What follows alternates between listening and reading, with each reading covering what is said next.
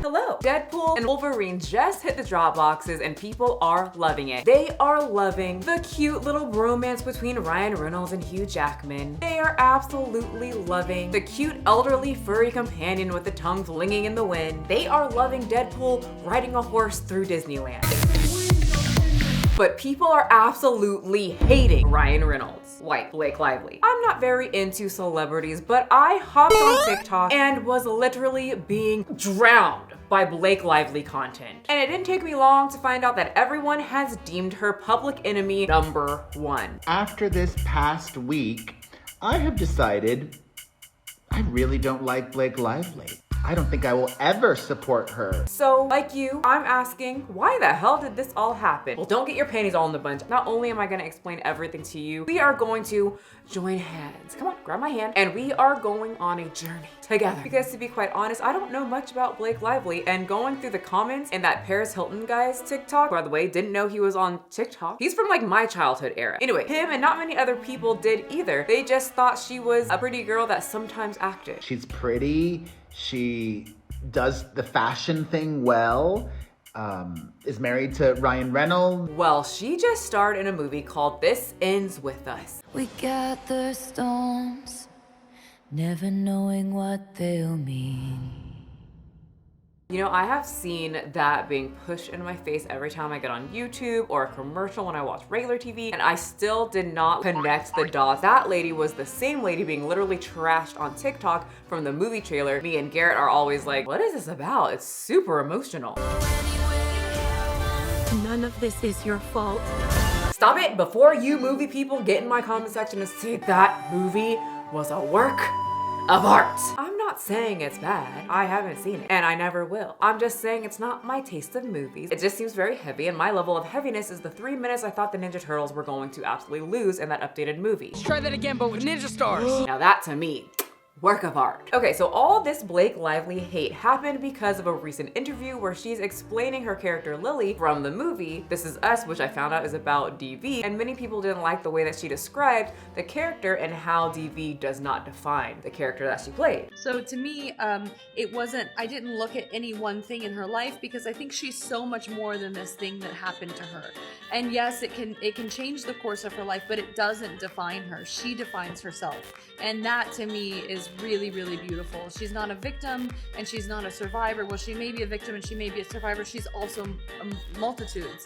And I think that to not be defined by the men in her life, whether it be her father, whether it be this beautiful love that she has, or whether it be this toxic love that she has, she's never defined by the men in her life. And I think that that's a beautiful story for any gender and for any age. This made people very angry. Many said that she's not even saying anything and she's talking too much. Many are saying that she's a narcissist. I'm surprised that so many of you are shocked to discover that Blake Lively is a narcissist. And simple, her BFF is literally Taylor Swift. It like speaks for itself. And others are saying this is who Blake truly is, and she finally is revealing herself. She's taken the mask off. The perfectly curated image of Blake Lively is unraveling before our very eyes. I guess this is who she really is. She just unconsciously revealed herself. Okay, wait, stop, hold on. You guys got all that from saying the ABUSE or DV situation the character portrayed in the video doesn't define her. To be completely honest, I'm a little confused how everybody got all that from that one little tiny clip, but I will play the rest.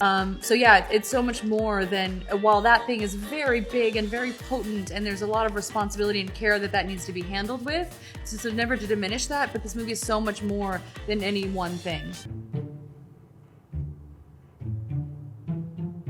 Was that so bad? No. Listen, I'm just a girl that watches mostly cartoons, and I was never a Blake Lively fan or any other human celebrity fan to that degree. And I agree that this was a very run-on type of explanation, but I mean, okay. I can't say that I'm on the I hate Blake Lively train yet, but we have a few more stops. Let's see if we buy a ticket. So another part of this interview was the interviewer asking, since this movie is about DV, if you don't understand what DV is, I'll put it on the screen, people are going to want to talk to you, Blake, specifically about these types of things.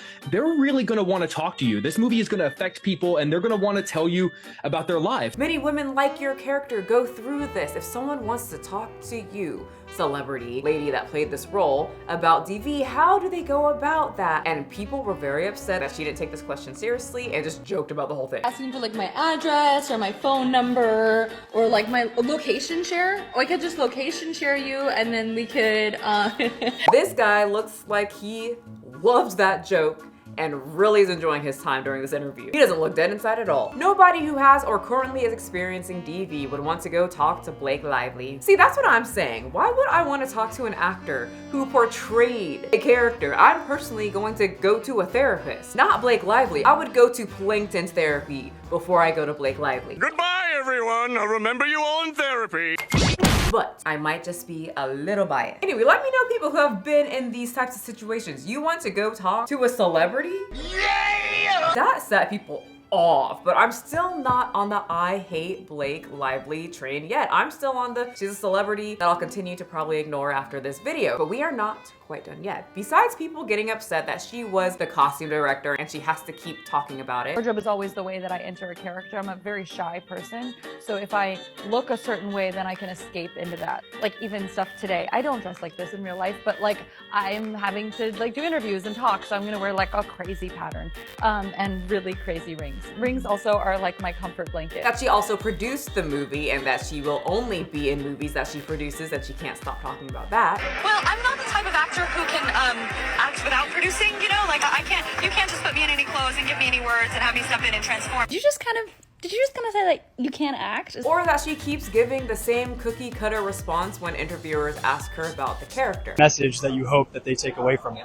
I think that you are so much, and not to minimize it anyway, but you're so much more than just a survivor or just a victim. Well, that is a huge thing.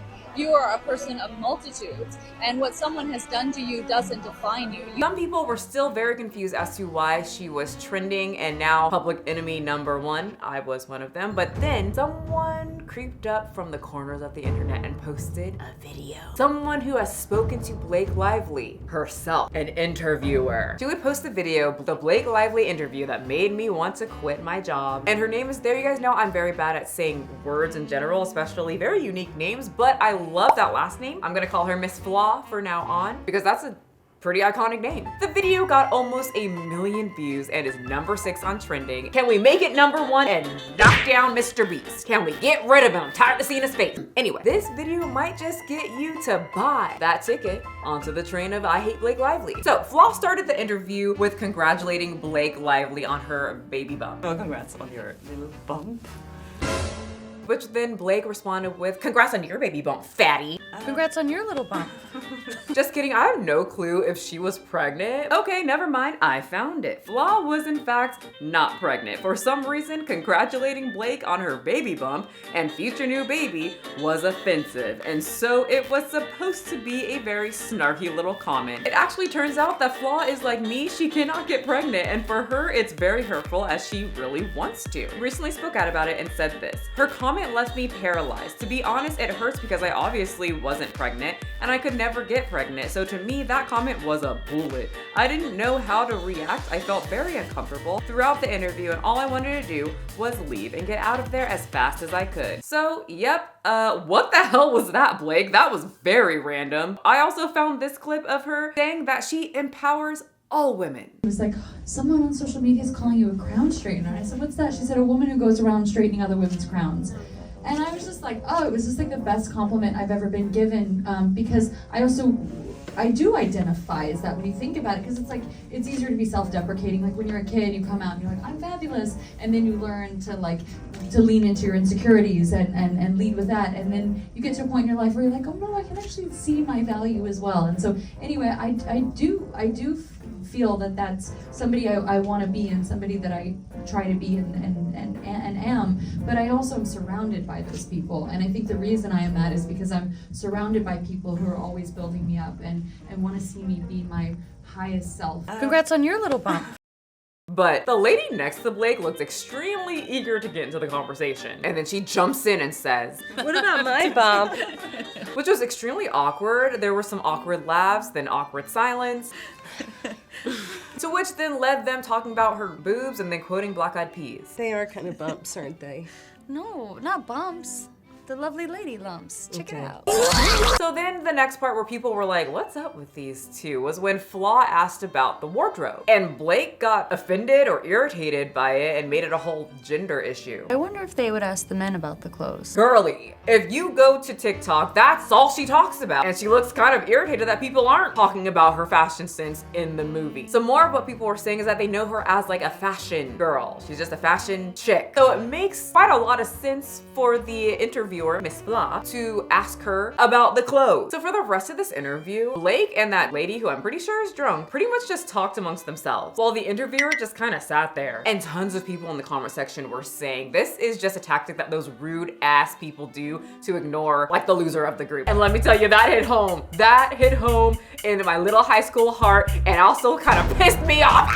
This one instance that I remember, Bianca from Mount Carmel. I would try to be so nice to her. I would always compliment her, and most of the time she'd be like, thanks. And one day I was like, let me give her daily compliment so I can be nice to Bianca, even though I feel like she just doesn't like me. And she was wearing really cute sunglasses, and I said, I like your sunglasses, Bianca. And she literally looks at me, says absolutely nothing, and turns to the girl right next to me, my friend, and talks to her. Pretty much saying, I would rather talk to this person and you do not deserve any of my time. Which after that, I left both of them, because if someone did that to my friend, I'm gonna address it and we're gonna go walk off and eat hot Cheetos in the quad. Anyway, I did get mean girl feelings after that. This is an interview. You don't need to talk to your co-star.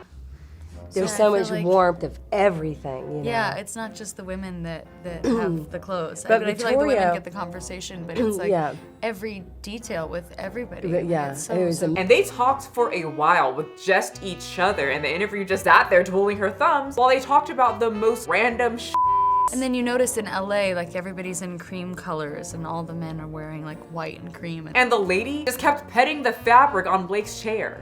Fans of, and then you meet them and get to know them as a person, and oftentimes you're such a greater fan of them as a person than you are as the person that people feel like they know. If I was an interviewer, I would be like, can y'all answer the question? Or are you not the fashion icon that you think that you are? Do you suck at wearing clothes? Blake? Also, stop petting the fur. Keep your hands to yourself. So like I said, the rest of the interview was the girlies talking. Blake and the lady that pets the fur. The interview sat there, and she finally asked one final question. Can y'all off? Just kidding, she didn't say that. I wish she did though.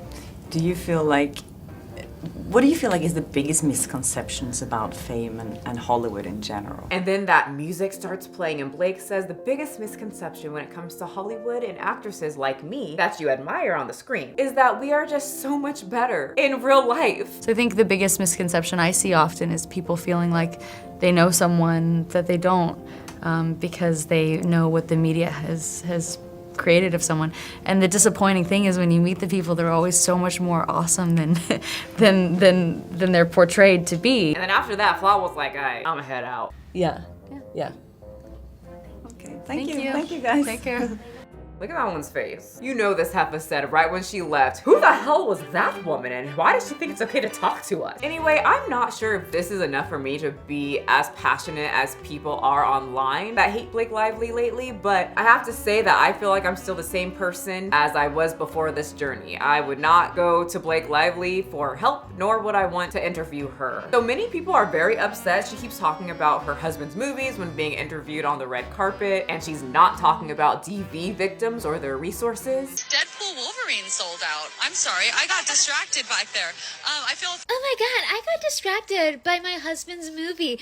Dear Blake, I don't know if you forgot, you're in It Ends With Us. Be kind of like how you forgot that It Ends With Us is bringing awareness to DV, because you barely mention it. But also in this girl's comment section, and many people's like her, people are saying it's not Blake's responsibility to constantly talk about DV, she's just an actress. A lot of people are saying it's just a movie, and others are saying this is just ridiculous drama and you guys just want a reason to hate her. I think if you want a reason to hate her for the interview that she had with Flaa. I feel like talking about the movie, talking about her accomplishments, talking about her producing the movie, the clothes, whatever, isn't that what celebrities do? They talk about themselves and the accomplishments. People want to hear about what they do because they love celebrity. I don't know, I don't watch these people. Anyway, something else I found reading comments in that girl's profile is saying that Blake actually does a whole lot of charity for children who are victims of sex, abusc. Not saying that makes her a saint or a god, but people were saying she does nothing for no one. She talks about no charity or helping people, and She's got a whole charity thing she started. I definitely thought going into this and seeing how much this is trending, I mean, number 6 on trending, it's like the top of the list on TikTok. I thought this was gonna be way juicier and we could all just have some good old fun, making fun of a celebrity. I wanted to sling my webs everywhere in anger. But yeah, it wasn't as dramatic as it seemed on TikTok. But maybe it is for you. Maybe you're writing me a whole paragraph in the comments section. But that's the drama that you might have seen on your timeline. You guys, thank you so much for joining me here. Don't forget to hit the subscribe button or I'm going to swing through your house and take all your cookies. Bye. Pick it up, pick it up, pick it up, pick it up. You see the drippy, I'm fitted up. Hop in my car and the giddy up.